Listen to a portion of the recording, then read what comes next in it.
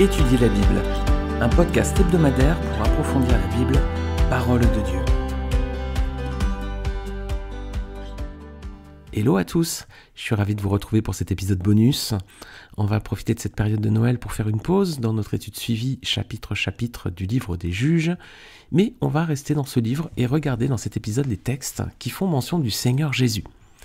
Alors c'est un épisode bonus, cette semaine je vous ai publié le 4e et dernier volet de la mini-série le féminisme à la lumière de la Bible.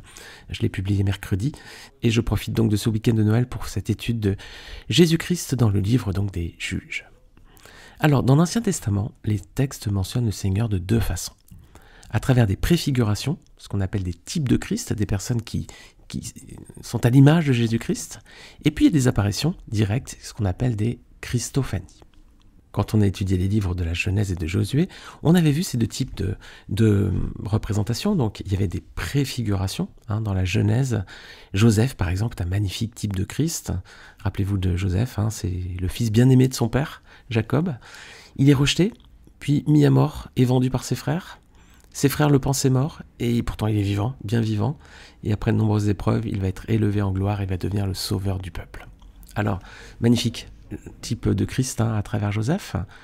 Josué est également un magnifique type de Christ. Alors, il y a des préfigurations, mais il y a aussi des apparitions.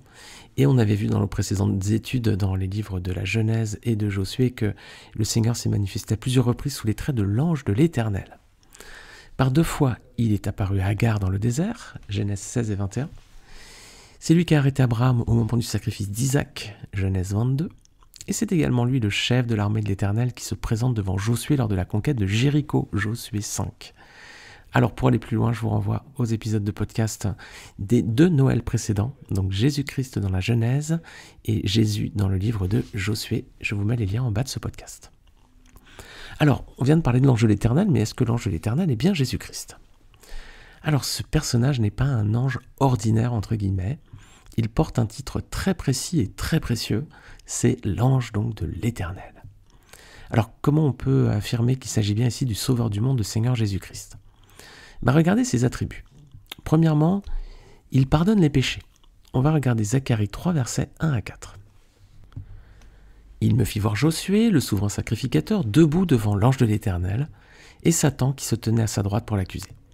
L'Éternel dit à Satan, « Que l'Éternel te réprime, Satan, que l'Éternel te réprime, lui qui a choisi Jérusalem. N'est-ce pas là un tisson arraché du feu ?» Or Josué était couvert de vêtements sales, et il se tenait debout devant l'ange. L'ange prit la parole, dit à ceux qui étaient devant lui, « ôtez-lui les vêtements sales. » Puis il dit à Josué, « Vois, je t'enlève ton iniquité, et je te revêts d'habits de fête. » Vous voyez, l'ange de l'Éternel ici pardonne les péchés. Il dit à Josué, « Je t'enlève ton iniquité, je te revêts d'habits de fête. » Ensuite, deuxième point, cet ange, l'ange de l'Éternel, accepte l'adoration, il accepte d'être adoré. Regardez Josué 5, versets 13 à 15. Comme Josué était près de Jéricho, il leva les yeux et regarda. Voici un homme se tenait debout devant lui, son épée nue dans la main. Il alla vers lui et lui dit, « Es-tu des nôtres ou de nos ennemis ?» Il répondit, « Non, mais je suis le chef de l'armée de l'Éternel, j'arrive maintenant. » Josué tomba le visage contre terre, adora et dit, « Qu'est-ce que mon Seigneur dit à son serviteur ?» Et le chef de l'armée de l'Éternel dit à Josué, « ôte tes souliers de tes pieds, car le lieu sur lequel tu te tiens est saint. » Et Josué fit ainsi. Alors justement, cet ange accepte l'adoration, il ne dit pas à Josué de ne pas l'adorer, alors que d'ordinaire, les anges refusent d'être adorés. Même les anges puissants, regardez Apocalypse 19, versets 9 à 10. Un ange va parler à Jean lors de la révélation d'Apocalypse et lui dit « Écris, heureux ceux qui sont appelés au festin des noces de l'agneau. » Puis il me dit, ces paroles sont les véritables paroles de Dieu. Je tombai à ses pieds pour l'adorer, mais il me dit, garde-toi de le faire. Je suis ton compagnon de service et celui de tes frères qui ont le témoignage de Jésus. Adore Dieu. Voilà, donc un ange qui pardonne les péchés, un ange qui accepte l'adoration. Alors cet ange de l'Éternel, il a également dit à Agar qu'il ferait de son fils Ismaël une grande nation. On voit ce passage en Genèse 21, versets 17 à 18. Un simple ange n'a pas ce pouvoir, ça c'est réservé à l'Éternel, mais c'est pas un ange qui pouvait faire cela. Et puis pour être encore plus convaincant, est-ce que l'ange de l'Éternel c'est bien Jésus lui-même ? Regardez, il est associé à Dieu lui-même, il est assimilé plutôt à Dieu lui-même. Exode 3, versets 1 à 6. Moïse faisait paître le troupeau de Jéthro, son beau-père, sacrificateur de Madian, et il mena le troupeau derrière le désert. et vint à la montagne de Dieu à Horeb. L'ange de l'Éternel lui apparut dans une flamme de feu au milieu d'un buisson. Moïse regarda, et voici le buisson était tout en feu, et le buisson ne se consumait point. Moïse dit, « Je veux me détourner pour voir quelle est cette grande vision et pourquoi le buisson ne se consume point. » L'Éternel vit qu'il se détendait pour voir, et Dieu l'appela du milieu du buisson et dit, « Moïse, Moïse !» Et il répondit, « Me voici. » Dieu dit, « N'approche pas d'ici, ôte tes souliers de tes pieds, car le lieu sur lequel tu te tiens est une terre sainte. » Et il ajouta, « Je suis le Dieu de ton père, le Dieu d'Abraham, le Dieu d'Isaac et le Dieu de Jacob. » Moïse se cacha le visage, car il craignait de regarder Dieu. Donc ici, verset 2, on a l'ange de l'Éternel qui apparaît dans une flamme de feu au milieu d'un buisson. Et puis ensuite, on voit au verset 4 que l'Éternel l'appela du milieu de buisson. Donc c'est bien la même personne ici. L'ange de l'Éternel est assimilé à l'Éternel. Et puis vous avez vu, comme dans Josué 5, on voit cette même mention, « N'approche pas d'ici, ôte tes souliers de tes pieds, car le lieu sur lequel tu te tiens est une terre sainte. » Alors peut-être un dernier argument encore, l'ange de l'Éternel n'apparaît pas dans le Nouveau Testament. Pourquoi à votre avis, les amis ? Parce que Christ s'est déjà incarné sur terre. Si l'ange de l'Éternel c'est Jésus-Christ, il était incarné au moment du Nouveau Testament, donc il pouvait pas être à la fois incarné, le Seigneur Dieu fait homme, et puis en même temps être l'ange de l'Éternel. Et puis après sa mort, il n'y a plus besoin que l'ange de l'Éternel revienne. Jésus s'était révélé aux hommes comme le Fils de Dieu, comme le Seigneur, comme le Sauveur du monde. Il n'y a plus besoin ensuite de le préfigurer. L'ange de l'Éternel était un de ses aspects avant son incarnation. Une fois qu'il s'est incarné, la révélation est complète. Donc c'est ensuite Jésus lui-même, il n'est plus appelé l'ange de l'Éternel. Alors pour toutes ces raisons, l'ange de l'Éternel est donc bien Jésus lui-même. Alors il y a 3 apparitions de cet ange de l'Éternel dans le livre des Juges. Donc on a 3 Christophanies dans ce livre. Il apparaît à 3 personnes. Donc il apparaît tout d'abord à Josué. On l'a lu tout à l'heure dans Josué 5. Mais on va lire un autre passage dans Juges chapitre 2. C'est à la fin de la conquête du pays promis. L'ange de l'Éternel apparaît au peuple d'Israël et il va leur faire des réprimandes. Je lis dans une traduction Semeur, Juges chapitre 2, versets 1 à 5. L'ange de l'Éternel monta de Gilgal à Bokim et déclara au peuple d'Israël, « Je vous ai fait sortir d'Égypte et je vous ai amené dans le pays que j'ai solennellement promis à vos ancêtres. J'ai déclaré que je ne romprai jamais mon alliance avec vous. Et vous de même, vous ne conclurez pas d'alliance avec les habitants de ce pays et vous démolirez leurs autels. Or, vous ne m'avez pas obéi. Pourquoi avez-vous fait cela ? Aussi ai-je résolu de ne pas déposséder les habitants du pays en votre faveur. Ils resteront pour vous des adversaires et leurs dieux seront un piège pour vous. » Lorsque l'ange de l'Éternel eut adressé ces paroles au peuple d'Israël, tous se mirent à se lamenter et à pleurer. Ils appelèrent l'endroit Bokim, les pleureurs, et ils offrirent des sacrifices à l'Éternel. Alors on voit dans ce passage que l'ange les réprimande, il leur rappelle, verset 1, sa bonté, sa fidélité envers eux, mais également verset 2, les commandements et les ordres auxquels ils devaient obéir. Et hélas, versets 2 et 3, on voit leur désobéissance, la conséquence de leur infidélité. Alors les amis, que dirait cet ange s'il nous apparaissait aujourd'hui ? Est-ce qu'il nous ferait des reproches aussi ? Il nous reprocherait de désobéir à Dieu, d'être infidèle envers lui ? Peut-être. Est-ce qu'on est toujours irréprochable ? Loin s'en faut, je le crains. Alors donc, première apparition de l'ange de l'Éternel dans le livre des Juges, c'est à Josué et à tout le peuple, donc dans Juges chapitre 2. Ensuite, 4 chapitres plus tard, Juges 6, il va apparaître de nouveau. Encore une fois, le peuple d'Israël n'a pas obéi, s'est montré infidèle. Dieu l'a livré entre les mains des autres peuples pour leur être soumis. Et c'est alors que le Seigneur va susciter un nouveau juge pour les délivrer, en la personne de Gédéon. Alors c'est l'ange de l'Éternel lui-même qui va lui révéler sa mission. Regardez Juges 6, versets 11 à 14. C'est un chapitre qu'on va attaquer très très prochainement dans un nouveau épisode de podcast. Juges 6, versets 11 à 14. Puis vint l'ange de l'Éternel, et il s'assit sous le térébinthe d'Ophra, qui appartenait à Joas, de la famille d'Abiézer. Gédéon, son fils, battait du froment au pressoir pour le mettre à l'abri de Madian. L'ange de l'Éternel lui apparut, et lui dit, « L'Éternel est avec toi, vaillant héros. » Gédéon lui dit, « Ah, mon Seigneur, si l'Éternel est avec nous, pourquoi toutes ces choses nous sont-elles arrivées ? Et où sont tous ces prodiges que nos pères nous racontent quand ils disent, « L'Éternel ne nous a-t-il pas fait monter hors d'Égypte ? Maintenant l'Éternel nous abandonne, et il nous livre entre les mains de Madian. » L'Éternel se tourna vers lui et dit, « Va avec cette force que tu as et délivre Israël de la main de Madian. N'est-ce pas moi qui t'envoie ?» Alors on voit ici clairement l'amalgame entre l'ange de l'Éternel et l'Éternel lui-même. Regardez versets 11 et 12. Puis vint l'ange de l'Éternel lui apparut. Et verset 14, on voit, que l'Éternel se tourna vers lui et dit « Va avec cette force que tu as ». Donc d'un côté c'est l'ange de l'Éternel et de l'autre côté c'est l'Éternel lui-même. On a un peu la même personne sous deux apparences différentes. Ensuite, Gédéon va faire une offrande à l'ange. Juge 6, versets 17 à 20. Regardez, je vais lire ce texte. Juge 6, versets 17 à 20. Alors si vous entendez un petit ronflement subtil, c'est mon chat qui est à côté qui dort et qui ronfle. Et j'ose pas le réveiller, je sais pas si vous l'entendez, et j'ose pas trop, j'ai envie de le secouer pour qu'il arrête, mais bon, fait de la peine, le pauvre il dort tellement bien. Alors, je continue. Juge 6, versets 17 à 20. Gédéon lui dit, si j'ai trouvé grâce à tes yeux, donne-moi un signe pour montrer que c'est toi qui me parles. Ne t'éloigne point d'ici jusqu'à ce que je revienne auprès de toi, que j'apporte mon offrande et que je la dépose devant toi. Et l'Éternel dit, je resterai jusqu'à ce que tu reviennes. Gédéon entra, prépara un chevreau et fit avec un effrat de farine des pains sans levain. Il mit la chair dans un panier, le jus dans un pot, et lui apporta sous la térébinthe et les présenta. L'ange de l'Éternel lui dit, prends la chair et les pains sans levain, pose-les sur ce rocher et répands le jus. Et il fit ainsi.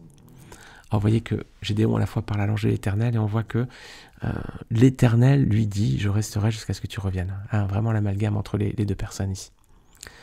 Alors verset 20, donc il y a l'ange de Dieu qui dit « Prends la chair, les pains sans levain, pose-les sur ce rocher et répands le jus ». Regardez ici, on a quatre images, et ces images préfigurent le sacrifice de Christ sur la croix. La chair, ça représente le corps de Christ, Dieu fait homme, Dieu qui s'est incarné pour nous. Les pains sans levain, ça représente sa vie, son corps, qui sont exempts de tout péché. Dans la chair, Jésus était vraiment irréprochable, sans péché. Ensuite, on a le rocher de ce sacrifice. Le rocher, c'est le lieu où Jésus a été crucifié pour les péchés du monde. C'est Golgotha, ça symbolise Golgotha. Et puis le jus qui est répandu sur le rocher, ça, on peut dire que ça symbolise le sang précieux de Jésus qui a coulé à la croix. Voilà. On voit un symbole là, vraiment dans le sacrifice que Gédéon fait à cet ange. Alors, troisième apparition, encore un petit peu plus loin, dans ce livre de Juges, il y a une troisième apparition, cette fois ce sera pour annoncer une naissance miraculeuse, celle de Samson, Juges chapitre 13. Et dans ce chapitre 13, on peut voir deux parallélismes justement avec deux autres passages de la Bible qui sont vraiment liés au Seigneur Jésus. Premièrement, l'annonce de la naissance de Samson elle est relativement similaire à l'annonce de la naissance de Jean-Baptiste, ce prophète que Dieu a suscité pour préparer la venue du Seigneur sur terre. Regardez, je vais lire Juges 13, versets 3 à 5, et ensuite je vais le mettre en parallèle avec Luc, chapitre 1er, versets 17-17. Donc tout d'abord Juges 13, versets 3 à 5. L'ange de l'Éternel apparut à la femme et lui dit « Voici, tu es stérile et tu n'as point d'enfant. Tu deviendras enceinte et tu enfanteras un fils. Maintenant prends bien garde, ne bois ni vin ni liqueur forte et ne mange rien d'impur. Car tu vas devenir enceinte et tu enfanteras un fils. Le rasoir ne passera pas sur sa tête, parce que cet enfant sera consacré à Dieu dès le ventre de sa mère. Et ce sera lui qui commencera à délivrer Israël de la main des Philistins. » Maintenant, je vais lire dans Luc, chapitre 1, versets 10 à 17. Là, ça parle de Jean-Baptiste. Toute la multitude du peuple était dehors en prière à l'heure du parfum. Alors un ange du Seigneur apparut à Zacharie, et se tint debout à droite de l'autel des parfums. Zacharie fut troublé en le voyant, et la frayeur s'empara de lui. Mais l'ange lui dit « Ne crains rien, Zacharie, car ta prière a été exaucée. Ta femme Élisabeth t'enfantera un fils, et tu lui donneras le nom de Jean. Il sera pour toi un sujet de joie et d'allégresse, et plusieurs se réjouiront de sa naissance, car il sera grand devant le Seigneur. Il ne boira ni vin, ni liqueur enivrante, et il sera rempli de l'Esprit Saint dès le ventre de sa mère. Il ramènera plusieurs des fils d'Israël au Seigneur leur Dieu. Il marchera devant Dieu avec l'esprit et la puissance d'Élie, pour ramener les cœurs des pères vers les enfants, et les rebelles à la sagesse des justes, afin de préparer au Seigneur un peuple bien disposé. » Alors on a aussi deux naissances miraculeuses, la maman de Samson qui était stérile, et puis la maman de Jean-Baptiste était stérile également. Et on voit, ne pas boire de vin, de liqueur forte, etc. On a ces repères, là encore aussi, qui font bien le parallèle entre les deux événements. Alors, un autre parallélisme entre Juges 13 et un autre passage qui mentionne Jésus, c'est que le nom de l'ange de l'Éternel est identique à celui du Messie annoncé par les prophètes. Regardez, Juges 13, 17, Manoach, donc le père de Samson, dit à l'ange de l'Éternel « Quel est ton nom, afin que nous te rendions gloire quand ta parole s'accomplira ?» L'ange de l'Éternel lui répondit « Pourquoi demandes-tu mon nom? Il est merveilleux. » Et regardez ce que dit Ésaïe 9, verset 5, en parlant de Jésus. C'est un beau verset qu'on lit souvent à Noël. « Car un enfant nous est né, un fils nous est donné, et il exercera l'autorité royale. Il sera appelé merveilleux, conseiller, Dieu fort, Père à jamais et Prince de la paix. Ésaïe 9,5. Oui, les amis, le nom du Seigneur est merveilleux, vraiment. Alors, on vient de voir 3 Christophanies, les amis, donc 3 apparitions du Seigneur Jésus au temps des juges, devant Josué et tout le peuple, Juge 2, et puis ensuite devant Gédéon, Juge 6, et enfin devant Manoach et son épouse les parents de Samson, chapitre 13.